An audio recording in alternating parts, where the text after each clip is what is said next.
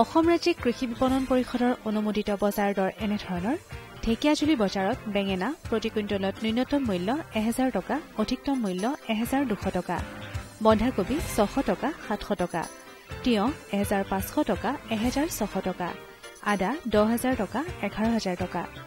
বৰপেটা বজাৰত আলু প্ৰতি কুইণ্টলত ন্যূনতম মূল্য 1300 টকা, অধিকতম মূল্য 1350 টকা, ৰঙালাও 700 টকা 800 টকা, বিলাহী 600 টকা 700 টকা, কোমোৰা 1000 টকা 1200 টকা। শিৱসাগৰ বজাৰত ৰঙালাও প্ৰতি কুইণ্টলত ন্যূনতম মূল্য 1400 টকা, অধিকতম মূল্য 1600 টকা, তিয়ঁহ 2400 টকা 2700 টকা, পটল 5000 টকা 5100 টকা, আদা 9600 টকা 11000 টকা। কোকৰাঝাৰ বজাৰত তিয়ঁহ প্ৰতি কুইণ্টলত ন্যূনতম মূল্য 1500 টকা, অধিকতম মূল্য 1700 টকা, আদা 8500 টকা 10000 টকা, কেঁচা জলকীয়া 3500 টকা 4000 টকা, আলু 1500 টকা 1650 টকা।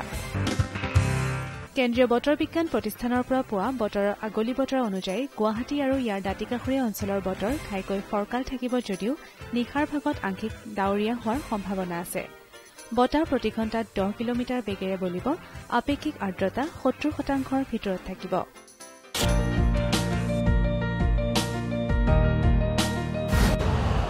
यूरिया का स्वदेशी उत्पादन 70 लाख टन बढ़ाने के लिए 6 उर्वरक संयंत्रों का उद्धार किया जा रहा है। FCIL के गोरखपुर, सिंदरी, तलचर और रामागुंडम संयंत्र, HFCL की बरौनी इकाई और BVFCL की नामरू फोर्थ। सोने पर सुहागा ये है कि देश में अब बनेगा सिर्फ नीम लेपित यूरिया, क्योंकि इससे होगा किसानों का फायदा ही फायदा। अनाज का उत्पादन 10% तक बढ़ेगा।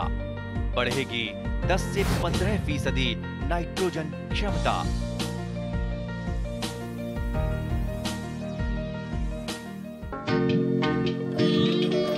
সংৰক্ষিত খেতি অথবা সেউজ গৃহৰ ভিতৰত কৰা কৃষি হৈছে নিয়ন্ত্ৰিত অৱস্থাত কৰা এক আধুনিক কৃষি পদ্ধতি।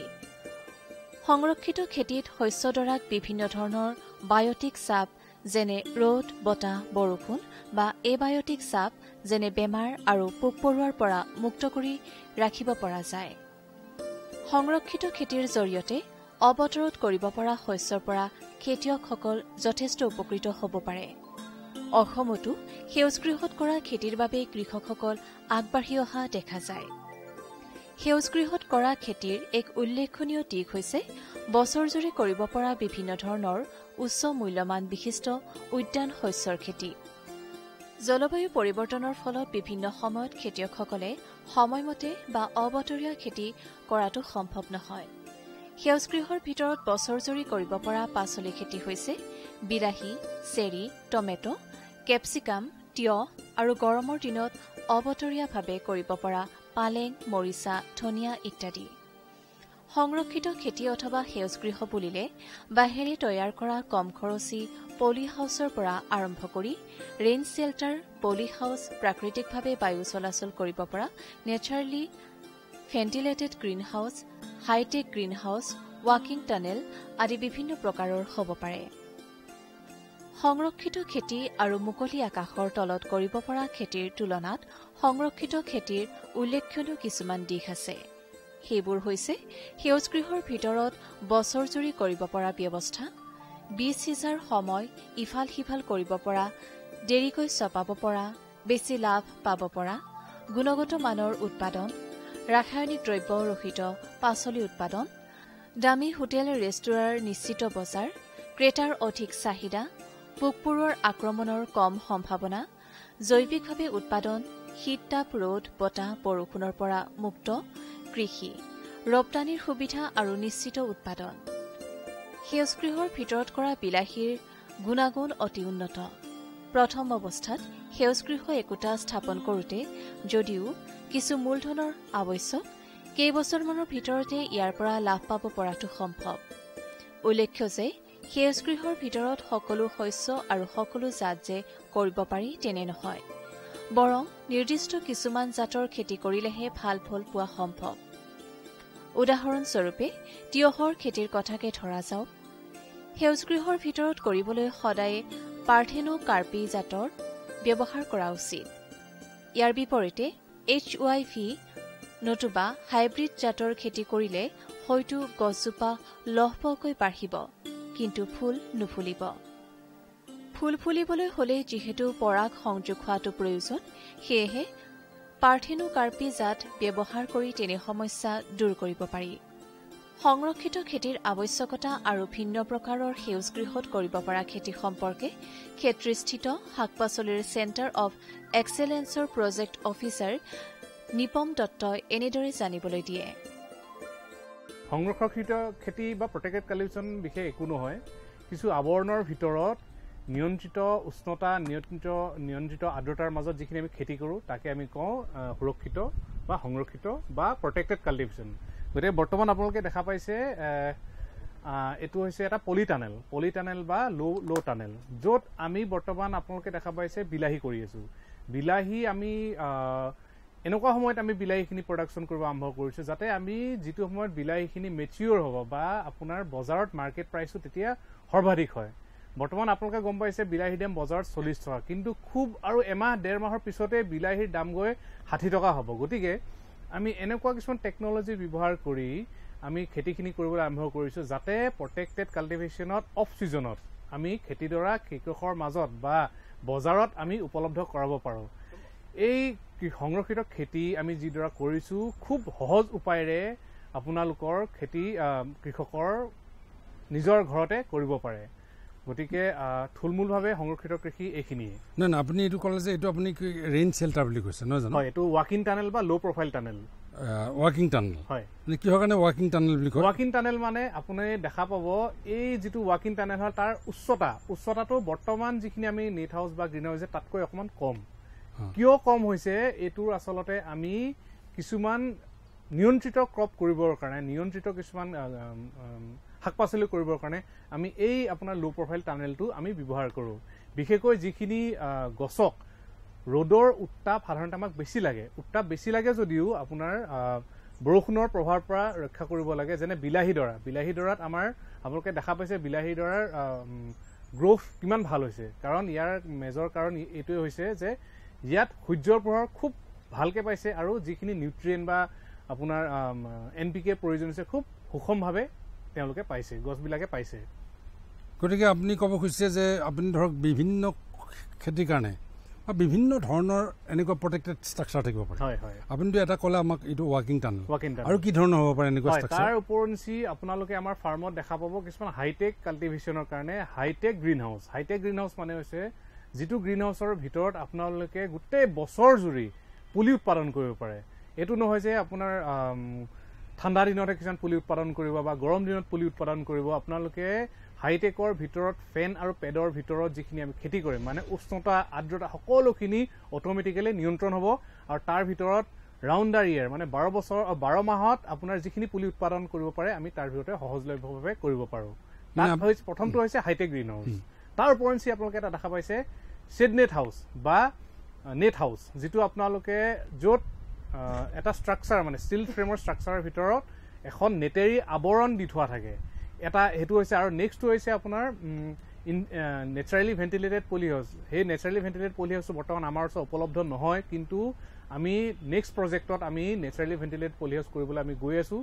গতিকে এইকেইটা হৈছে প্ৰধান আপোনাৰ গ্ৰীণ হাউচৰ প্ৰকাৰ বা নেট হাউচৰ প্ৰকাৰ। ইজৰাইল হৈছে এখন মৰুভূমিৰ দেশ। পানীৰ নাটনিত ভোগা এই প্ৰাকৃতিক সম্পদবিহীন ইজৰাইলে কেৱল মাথোন কৃষি প্ৰযুক্তিৰ সহায়ত পৃথিৱীৰ ভিতৰতে কৃষি ক্ষেত্ৰত বহুখিনি আগবাঢ়িবলৈ সক্ষম হৈছে। এই ইজৰাইলৰ কৃষি প্ৰযুক্তিৰ সহায়তে কামৰূপ জিলাৰ অন্তৰ্গত ক্ষেত্ৰীত আৰম্ভ কৰা চেণ্টাৰ অৱ এক্সেলেন্সৰ জৰিয়তে উচ্চ মূল্যমান বিশিষ্ট বিভিন্ন ধৰণৰ শাক পাচলিৰ প্ৰদৰ্শন আৰু সমান্তৰালভাৱে আগ্ৰহী কৃষকসকলক প্ৰশিক্ষণৰ দিয়াৰ ব্যৱস্থা কৰা উল্লেখ কৰি শ্ৰী নিপন দত্তই এনেদৰে কয়। চেণ্টাৰ অৱ এক্সেলেন্স প্ৰজেক্টটো আচলতে আমাৰ ভাৰত আৰু ইজৰাইলৰ লগত সংযুক্ত হৈ দুইখন দেশে এটা আমাৰ প্ৰজেক্ট আমাক চৰকাৰক দিছে। এই চৰকাৰক দিয়া প্ৰজেক্টটো হৈছে Indo Israel centre of excellence. ইয়াৰ জৰিয়তে বিদেশৰ পৰা যিখিনি আমি ভেৰাইটি বা জাত বা টেকন'লজিজ নতুন নতুন আৱিষ্কাৰ হৈছে, আমি সকলোৱে জানো ইজৰাইল এখন দেশ যিখন দেশত টেকন'লজিটো খুব ডেভেলপ। সেই ডেভেলপ কাণ্ট্ৰিৰ পৰা আমাৰ টেকন'লজি ডাইৰেক্ট আমাৰ মাজত শ্বেয়াৰ কৰা হৈছে। মানে ভাৰত চৰকাৰক ইজৰাইল চৰকাৰে যিখিনি টেকন'লজি কৃষিৰ লগত জড়িত, বিশেষকৈ প্ৰটেক্টেড কাল্টিভেশ্যনৰ লগত জড়িত চৰকাৰ প্ৰদান কৰিছে, আৰু ভাৰত চৰকাৰে আমাক কৃষকৰ মাজত কেনেদৰে আমি সহজলভ্যভাৱে আমি বিতৰণ কৰিব পাৰোঁ সেই প্ৰক্ৰিয়াটো আমি বৰ্তমান চলাই আছোঁ। আৰু এই প্ৰজেক্টটোৰ মূল মন্ত্ৰটোৱে হৈছে যে বিদেশৰ যিখিনি সহজলভ্য পদ্ধতি বা টেকন'লজি আমি কৃষকৰ মাজত বিতৰণ কৰিব লাগে। শস্যক্ৰমটো বিশেষকৈ আমি যিখিনি চেণ্টাৰ অফ এক্সেলেঞ্চ বা ইণ্ডিভিজুৱেল চেণ্টাৰ এক্সেলেঞ্চত কৰিম, বিশেষকৈ হৈছে বিলাহী, আপোনাৰ কেপচিকাম আৰু লেটিউচ আৰু তেনেকুৱা খুব সহজলভ্য শাক পাচলিজাতীয় গছ।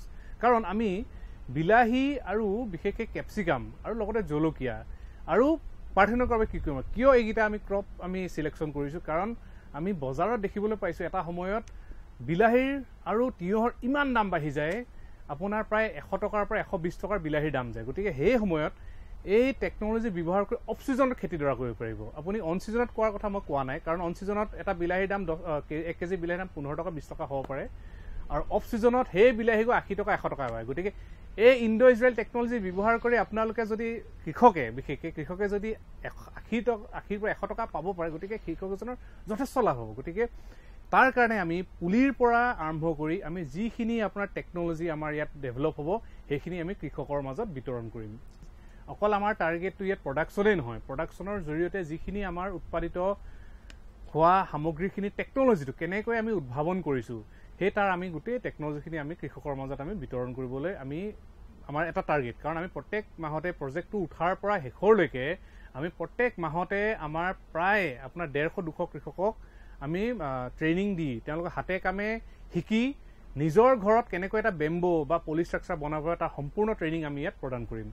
আৰু হয়তো আপোনালোকক জনাবলৈ আমি সুখী হওঁ যে হয়তো বিহুৰ পিছত মানে আপোনাৰ বহাগ বিহুৰ পিছত অহা মানে এপ্ৰিলৰ পিছত মাজভাগত ট্ৰেইনিঙৰ প্ৰক্ৰিয়াটো আমি আৰম্ভ কৰিম। আমাৰ প্ৰাইম টাৰ্গেটটো হৈছে আমাৰ ৰিভলভিং ফাণ্ড ক্ৰিয়েট কৰা। ৰিভলভিং ফাণ্ড মানে কি, আমি ইয়াত যিখিনি প্ৰডাকশ্যন উৎপাদন হ'ব, যেনে আপোনাৰ পুলি উৎপাদন কৰিম, তাৰপৰা প্ৰডাকশ্যন কৰিম, সেই পুলি প্ৰডাকশ্যন আৰু যিটো ক্ৰপ প্ৰডাকশ্যন হোৱাৰ পইচাৰে আমি গোটেই বছৰটো আমি ৰাউণ্ড দ্য ইয়েৰ কণ্টিনজেঞ্চি হিচাপে চলাবলৈ আমি চেষ্টা কৰি আছোঁ। আৰু এইটো আমি নিশ্চয় সফল হ'ম, কাৰণ আমি এটা ট্ৰায়েল বেচিছত আমি কৰি চাইছিলোঁ। এটা সৰু 150 স্কোৱাৰ মিটাৰ আপোনালোকে এইটো নেট হাউচ দেখা পাইছে। ইয়াৰ পৰা এটা নেট হাউচত এটা ছিজনত আমি এতিয়ালৈকে 80 কেজিলৈকে বৰ্তমান এটা ছিজনত হাৰ্ভেষ্ট কৰিয়ে আছোঁ, আৰু প্ৰায় আমি 4-5টা ছিজনলৈকে হাৰ্ভেষ্ট কৰিয়ে থাকিম। প্ৰায় 80 কেজি 100 কেজিকৈ যদি আমি প্ৰত্যেক ছিজনত কৰি থাকিব পাৰোঁ, প্ৰত্যেক ছিজন নহয় প্ৰত্যেক হাৰ্ভেষ্টত কৰিব পাৰোঁ। গতিকে আমি এনেকুৱা আমাৰ যথেষ্ট ষ্ট্ৰাকচাৰ আছে, আৰু মই ভাবোঁ ক্ৰপ প্ৰডাকশ্যন আৰু পুলি প্ৰডাকশ্যনৰ পৰা আমি নিশ্চয় এই চেণ্টাৰটো ছেল্ফ ছাষ্টেইনেবল হিচাপে আমি গঢ়ি তুলিব পাৰিম। এতিয়া আহিছে স্কিলিং, যে স্কিল মেন পাৱাৰৰ এটা স্বভাৱ দেখা যায়। গতিকে আপুনি সেইধৰণে মানুহক যিটো দক্ষতাৰ প্ৰশিক্ষণ বা যেনেকুৱা দক্ষ মানুহ লাগে তেনেকুৱা মানে আপোনালোকৰ প্লেনিঙত আছে? দক্ষতাৰ ক্ষেত্ৰত আমাৰ প্লেনিংটো এনেকুৱা ধৰণৰ খুব সহজ প্লেনিং আমি কৰি থৈছোঁ। আমাৰ মাছাফ বুলি আমাৰ এটা এছ'চিয়েশ্যন আছে, যিটো ইজৰাইলৰ কাউণ্টাৰ পাৰ্ট। ইজৰাইলে কি কৰে, মাছাফৰ জৰিয়তে আমাক ট্ৰেইনিং দিয়ে। আমি এই খেতিডৰা কেনেকৈ কৰিম, যিবিলাক চেণ্টাৰ অফ এক্সেলেঞ্চ অলৰেডি ভাৰতৰ বিভিন্ন ৰাজ্যত স্থাপন হৈছে, তেওঁলোক ছেল্ফ ছাষ্টেইনেবল হৈছে, তেওঁলোকৰ চেণ্টাৰত গৈ আমি অলৰেডি ট্ৰেইনিং লৈছোঁ। আৰু প্লাছ আমাৰ যিখিনি ইয়াত কৃষি কৰ্মৰ লগত জড়িত আমাৰ মানুহখিনি আছে, তেওঁলোকক আমি সেই চেণ্টাৰটোলৈ আমি পঠোৱাৰ আমি প্ৰচেষ্টা কৰিছোঁ, কাৰণ যাতে তেওঁলোকে বাহিৰত কেনেকৈ হৈ আছে খেতিডৰা যদি চাই আহে নিজে কৰিবলৈ নিশ্চয় উৎসাহিত হ'ব। সংৰক্ষিত খেতি অথবা সেউজগৃহৰ ভিতৰত কৰা কৃষি তুলনামূলকভাৱে ব্যয়বহুল আৰু সকলো ক্ষুদ্ৰ আৰু উপান্ত কৃষকৰ বাবে এনে এটা খৰচী আন্তঃগাঁথনি গঢ়ি তোলাটো সম্ভৱ নহবও পাৰে। হাইব্ৰিড বীজৰ প্ৰচলনে বছৰৰ যিকোনো সময়তে পাচলি উৎপাদন কৰাটো সহজ কৰি তুলিছে। স্থানীয়ভাৱে উপলব্ধ বাঁহ, বেত আৰু এখন প্লাষ্টিকেৰে চালি সাজি লোৱা কম খৰচী পলি হাউচ একোটা ক্ষুদ্ৰ আৰু উপান্ত কৃষকৰ বাবে সহজলভ্য হলেও উচ্চ মূল্যৰ সেউজগৃহ একোটা সজাটো তেওঁলোকৰ বাবে সম্ভৱ নহবও পাৰে। তেনে ক্ষেত্ৰত মুকলি আকাশৰ তলত কৰা আৰু সেউজগৃহৰ ভিতৰত কৰা কৃষিৰ এক তুলনামূলক অধ্যয়নৰ আৱশ্যকতা দেখা যায়, কিয়নো বহু ভাল দিশ থাকিলেও সেউজগৃহৰ সকলোৰে বাবে সম্ভৱ নহব পাৰে। ই বেছি খৰচী, ইয়াৰ ভিতৰত খেতি কৰিবলৈ দক্ষতা সম্পন্ন লোকৰ আৱশ্যক আৰু সমগ্ৰ প্ৰক্ৰিয়াটো হৈছে আধুনিক কৃষিৰ অন্তৰ্গত। উদাহৰণস্বৰূপে সংৰক্ষিত খেতিত পানী যোগান ধৰিবলৈ আৱশ্যক টোপাল জলসিঞ্চনৰ। ইয়াৰ উপৰিও পুষ্টি যোগানৰ বাবে ফাৰ্টিগেশ্যন আৰু বহু সময়ত প্ৰয়োজন হয় নিয়ন্ত্ৰিত পোহৰ, তাপ, আনকি বায়ুৰ চলাচল। সেয়েহে বহু সময়ত সুসংহত শস্য সুৰক্ষা ব্যৱস্থাপনাৰ ওপৰত নিৰ্ভৰ কৰি মুকলি আকাশৰ তলত কৰা কৃষককো উদগনি যোগোৱা হয়। অৱশ্যে চহৰীয়া লোকৰ বাবে ঘৰৰ ছাদৰ ওপৰত মাটি নোহোৱাকৈ খেতি কৰাটো সম্ভৱ। এই সকলো দিশ বিবেচনা কৰি সংৰক্ষিত খেতি আৰু সাধাৰণ কৃষি আৰু এই সময়ত হ'ব পৰা সমস্যা আৰু ইয়াৰ সমাধান সম্পৰ্কে চেণ্টাৰ অৱ এক্সেলেন্স ক্ষেত্ৰীৰ দায়িত্বত থকা প্ৰগ্ৰেম অফিচাৰ বিনীতা বৰাই এনেদৰে জানিবলৈ দিয়ে। সাধাৰণতে এইটো ছিজনত আপোনালোকে ভেন্দি কৰিব পাৰে। বিলাহীটো এতিয়া অফ ছিজনত যিহেতু দামটো বহুত বেছি হৈ যায়, তো বিলাহী কৰিব পাৰে, তিতা কেৰেলা, তিয়হ আৰু ফ্ৰেঞ্চ বিন কৰিব পাৰে। আৰু শাকজাতীয় লিফি ভেজিটেবল যিবিলাক হয়, এতিয়া এইটো টাইমত এতিয়া হেৰিটো ধনিয়াটো খুব কম পোৱা যায়, আৰু যদি পোৱাও যায় তেতিয়াহ'লে দামটো বেছি হয়। তো ধনিয়াটো কৰিব পাৰে। আপোনালোকে যদি প্ৰটেক্টেড ষ্ট্ৰাকচাৰ মানে গ্ৰীণ হাউচৰ ভিতৰত কৰিব বিচাৰে তেতিয়াহ'লে ধনিয়া কৰিব পাৰে। স্পিনেচটো যিটো পালেং কৰিব পাৰে, আৰু জলকীয়া এনেধৰণৰ খেতি আপোনালোকে কৰিব পাৰে। ভেন্দি খেতি কৰিবলৈ মানে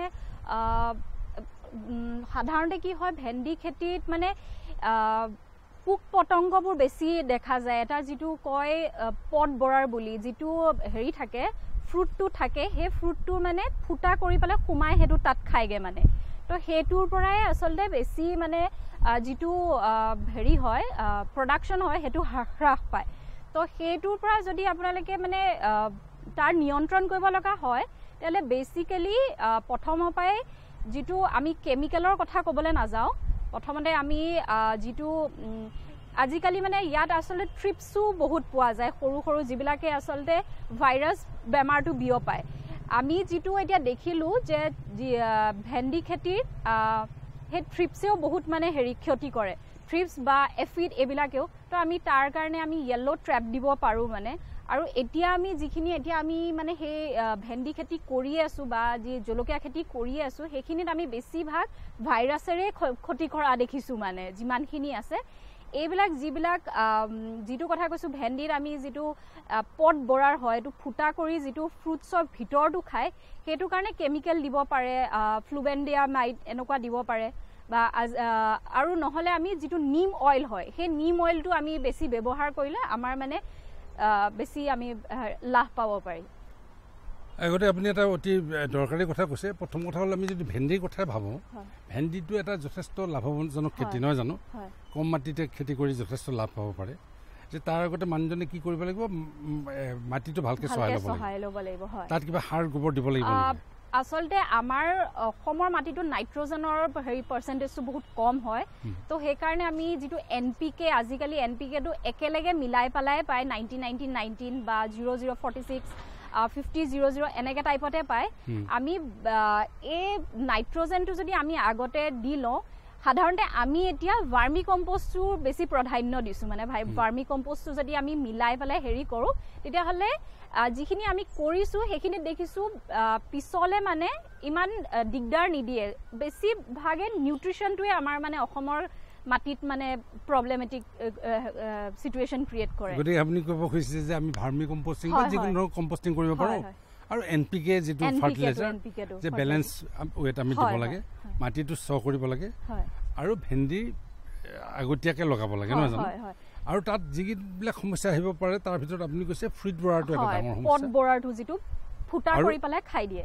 সেইটো কাৰণে নিয়ন্ত্ৰণৰ কাৰণে আপুনি কৈছে যে নিম অইলৰ কথা। অইল এইখিনি মানে যিখিনি আমি কেমিকেল নিদিয়াকৈ যিটো কৰিব পাৰোঁ, নিম অইল দিলে বা ট্ৰিপছ আহিব পাৰে, সেইবিলাকৰ কাৰণে আমি য়েল্ল' ষ্টিকি ট্ৰেপ এনেকুৱা টাইপত দিব পাৰোঁ মানে। চেণ্টাৰ অৱ এক্সেলেন্স একোটাৰ উদ্দেশ্য হ'ল বিভিন্ন ধৰণৰ প্ৰযুক্তিৰ একে ঠাইতে সমাহাৰ ঘটোৱা আৰু তাৰ জৰিয়তে কোনো এখন ঠাইৰ লোকসকলক সেই প্ৰযুক্তিক আঁকোৱালি ল'বলৈ অনুপ্ৰাণিত কৰা। এই কেন্দ্ৰটোত ইতিমধ্যে বিভিন্ন ধৰণৰ আন্তঃগাঁথনি নিৰ্মাণৰ কাম আৰম্ভ কৰা হৈছে। 4 প্ৰকাৰৰ সেউজগৃহৰ ভিতৰতে হাইটেক গ্ৰীণ হাউচত বছৰ জুৰি পাচলিৰ পুলি উৎপাদন কৰাৰ সুবিধা থাকিব। ক্ষেত্ৰত স্থাপন কৰিবলৈ লোৱা এই কেন্দ্ৰটোত থাকিবলগীয়া সুবিধা সম্পৰ্কে কৃষি বিভাগৰ কাৰ্যবাহী অভিযন্তা শ্ৰী প্ৰতুল শৰ্মাই এনেদৰে জানিবলৈ দিয়ে।